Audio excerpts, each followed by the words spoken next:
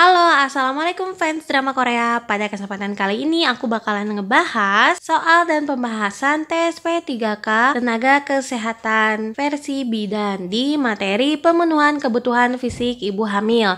So, untuk mempersingkat waktu kita langsung aja ya.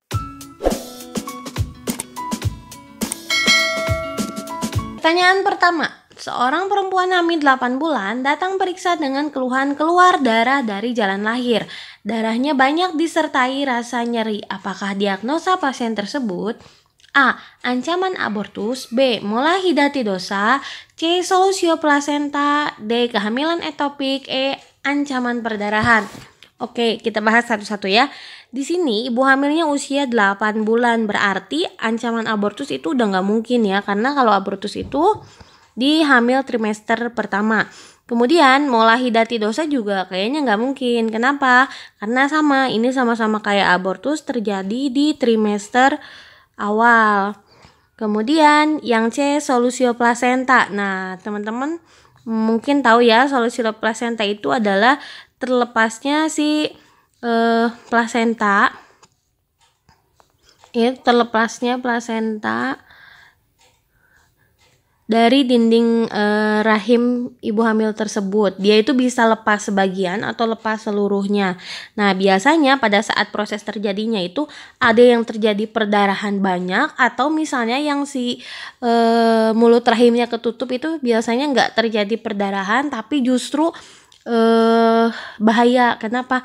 Karena bisa bikin kematian pada ibunya. Jadi perdarahannya terjadi di dalam rahim ibu. Si darahnya nggak keluar, biasanya ibunya nggak nyadar, dikiranya sakitnya tuh sakit kenapa gitu. Nah, ini yang suka kecolongan. Nah, biasanya ini yang bisa menyebabkan kematian ibu dan janinnya gitu. Sedangkan kalau misalnya yang si mulut rahimnya terbuka, biasanya ada perdarahan keluar. Nah, ibunya biasanya ngeh kan kalau keluar perdarahan. Biasanya juga sama disertai dengan nyeri. Kemudian yang D, kehamilan ektopik. Nah, kalau ini juga nggak mungkin. Kenapa? Karena kan di sini hamilnya udah 8 bulan ya. Kehamilan ektopik terganggu itu kan sama terjadi di trimester awal. Jadi sel telurnya tuh nggak diem di dinding rahim, tapi biasanya diem di tempat-tempat lain yang tidak seharusnya. Nah, yang E, ancaman perdarahan, ini juga bisa kemungkinan benar. Berarti jawabannya antara yang C dan E. Tapi kalau untuk lebih spesifik sih berarti jawabannya yang C. Kita ke pertanyaan selanjutnya. Seorang perempuan hamil pada tanggal 20 Oktober 2015 datang periksa ke puskesmas. Hasil pengkajian HPMT 16 Maret 2015. Minimal berapa kali seharusnya ibu hamil tersebut sudah periksa hamil? Kita hitung. Ini kan kalau haid pertamanya itu tanggal 16 Maret 15, berarti tafsiran persalinannya kan plus 7 min 3 ya. 23, ini plus 7 min 3 plus 1. 0 berarti di bulan 12 plus 1. Ini karena 0 ya, jadi nggak plus 1 tapi plus 0, jadi di 2015. Berarti tafsirannya adalah 23 Desember tahun 2015. Nah, dia datang pada tanggal 20 Oktober. Berarti pada saat 20 Oktober, berapa usia kehamilan si ibu? Nah, ini tuh kan 40 minggu. Berarti di 20 Oktober 2015, itu tuh 32 minggu. Nah, pada usia kehamilan 32 minggu, minimal berapa kali seharusnya ibu hamil tersebut sudah periksa? Berapa coba? Ini ya, 3 kali. Yang benar itu kenapa? Karena di trimester awal dia harusnya udah periksa, trimester 2 juga dia periksa, di trimester ketiga minimal 2 kali periksa. Berarti kan 3 kali ya, karena dia masih 32 minggu. Oke, kita masuk pertanyaan selanjutnya. Seorang perempuan hamil 7 bulan datang ke puskesmas untuk memantau kesejahteraan janin yang dikandungnya. Cara apakah yang bisa dilakukan ibu hamil? A. Menghitung denyut jantung janin. B. Menghitung gerakan janin. C. Memeriksa dengan USG. D. Memeriksa dengan stetoskop. E. Menghitung denyut jantung ibu. Di sini kita lihat untuk memantau kesejahteraan janin di kandungannya. Jadi ini clue-nya. Kenapa? Karena sebenarnya ini semuanya kan bisa kita lakukan ya pada saat pemeriksaan. Cuman balik lagi kita lihat di sini fokusnya kemana. Nah, fokusnya itu adalah untuk memantau kesejahteraan janin. Berarti yang benar adalah yang mana? Yang A benar. Menghitung denyut jantung janin itu memang untuk memantau memantau keadaan janin kan, dan menghitung gerak janin juga benar. Nah, kan nggak mungkin nih dua-duanya jawabannya ini ya. USG juga benar. Tapi kita lihat lagi nih. Selain untuk memantau kesejahteraan janin yang dikandung si ibu, nah yang ditanyakan kan cara apakah yang bisa dilakukan oleh ibu hamil. Berarti fokusnya ke ibu hamil nih. Cara apa ya kira-kira yang bisa dilakukan ibu hamil tersebut untuk memantau keadaan janinnya? Yang betul adalah menghitung gerak janin. B. Ini bisa dilakukan oleh si ibu hamil. Nah, pertanyaannya itu kan gini ya. Kelihatannya gampang tapi sebenarnya dia menjebak karena jadi kita pusing. Jawabannya semuanya benar. Nah, kira-kira yang mana jawaban yang paling benar? Kita balik lagi, ditelaah lagi sih pertanyaan tersebut. Jangan sampai kita salah jawab di hal yang sebenarnya kita tahu gitu itu jawabannya gitu. Karena kita lalai aja dan gak teliti, akhirnya jawaban kita salah. Pertanyaan nomor 4, sikap ibu yang mendukung keberhasilan menyusui adalah A. Ibu sangat ingin menyusui bayinya dan merasa yakin akan bisa. B. Ibu senang karena payudaranya semakin tambah besar. C.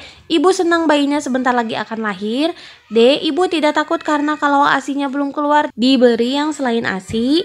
E. Ibu tidak takut karena ASI pasti keluar. Jawabannya adalah yang A. Jadi si ibunya sendiri harus yakin kalau dia bisa.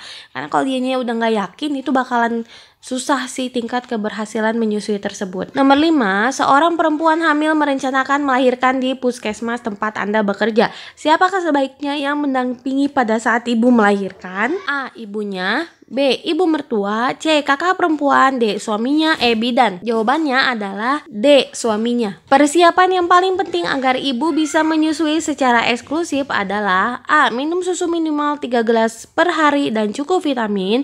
B. Makan makanan yang bergizi. C. Perawatan payudara. D. Persiapan psikologis. Dan E. Persiapan proses kelahiran sedini mungkin.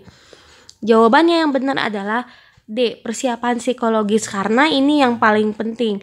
Kalau psikologis ibunya bagus, semangat, dan ibunya merasa yakin bisa, otomatis ASI-nya pun pasti akan banyak. Nomor 7. Seorang perempuan hamil 3 bulan mengeluh puting susu rata, tidak menonjol. Persiapan apa yang sebaiknya dilakukan agar nantinya dapat menyusui dengan baik? A. Menarik-narik puting susu dengan pelan. B. Memakai nipple sheet sejak kehamilan 12.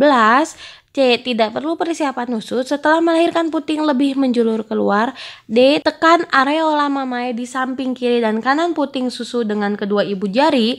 E. Mengkonsumsi makanan bergizi. Nomor 7 itu jawabannya adalah yang C. Tidak perlu persiapan khusus. Kenapa? Karena pada saat kehamilan justru berbahaya kalau terlalu banyak intervensi terhadap puting susu, karena dia bisa menyebabkan kontraksi.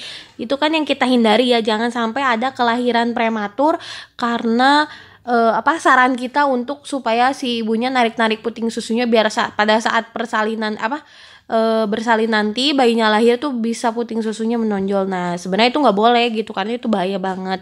Jadi ya biarin aja puting susunya rata, nanti setelah melahirkan biasanya puting susunya kembali keluar, dan dengan isapan bayi itu tetap si putingnya biasanya juga nonjol. Yang aku ingat itu bahwa dari keberhasilan proses menyusui itu bukan berdasarkan puting susu. Jadi puting susu itu hanya ibaratnya tuh pintu keluar. Yang paling penting itu kan yang diisap oleh janin oleh bayi itu adalah areolanya, karena disitulah si sel-sel saraf yang bisa meningkatkan produksi hormon prolaktin. Jadi justru kalau misalnya yang diisapnya puting susunya aja tanpa dengan areolanya, biasanya tuh si ibunya mengeluh nyeri atau perih karena si putingnya pasti lecet gitu. Karena di puting mah dia hanya sebatas pintu, justru yang harus masuk ke dalam mulut bayi itu ya seluruh areolanya gitu, sampai si bibirnya tuh kalau bahasa Sunda jebleh si bibir bayinya tuh. Jadi si areola justru yang harus masuk, bukan putingnya. Itu. Kita masuk pertanyaan selanjutnya.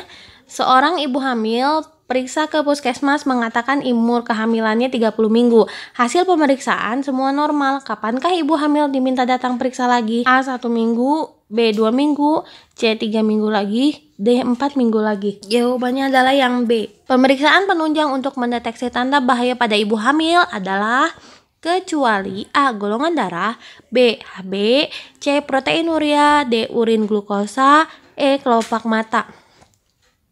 Jawabannya golongan darah, kan di sini untuk mendeteksi tanda bahaya ya. Kalau tanda bahaya golongan darah mah bukan lah, emang itu mah wajib. Pertanyaan selanjutnya, seorang ibu hamil datang periksa dengan keluhan bengkak di kaki. Bengkak yang bagaimanakah yang dikatakan fisiologis? A. timbulnya pada sore hari, B. tidak hilang setelah istirahat, C. disertai keluhan fisik misalnya pusing, D. diikuti bengkak di tangan, E. muncul saat kelelahan. Yang ini adalah yang fisiologis, karena di luar itu misalnya disertai dengan pusing sampai ke tangan, takutnya dia menjurus ke tanda bahaya kehamilan. Oke, cukup sekian contoh soal dan pembahasan dari soal P3K bidan. Semoga teman-teman bisa semakin bertambah ilmunya dan bisa semangat serta lulus ujian P3K-nya ya.